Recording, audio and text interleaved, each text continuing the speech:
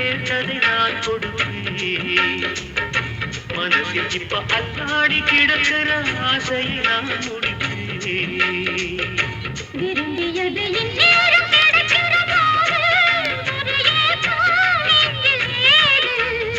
எல்லோருக்கும் நினைத்தது போல மன வாழ்க்கை வாய்த்திடாதது.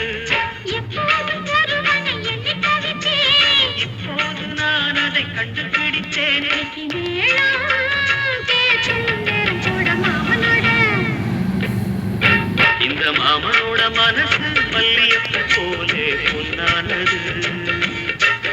இந்த வண்ணமயில் அதனால் எண்ணியது போலே பூச்சோடுது. பொத்தான கொடுமையும் கூடி வருது, சந்தோஷம் எனக்கொரு கோடி வருது. சொல்ல வார்த்தை